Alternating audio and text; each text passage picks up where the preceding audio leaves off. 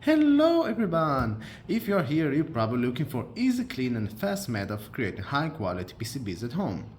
When I say high quality, I mean half millimeter pitch. Present you a method now. This method requires CNC machine, but don't worry, it's only about $100. The idea is to design, print, check, repeat continuously until your design is stable. The method to create those boards is simple. First, make a height map of copper board with distance of about 5 mm.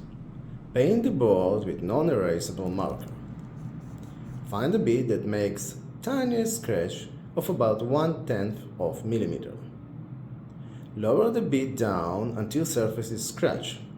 This is done by lowering the bit by steps of 0.01 millimeters. Now we have to reset the current height as 0 on Candle software. Check Use Height in Candle. Press Send button to start milling. After CNC finish milling, lower the board to diluted ferric chloride solution of 4 water to 1 ferric chloride. Leave for 10 minutes. Each 5 minutes stir up the solution.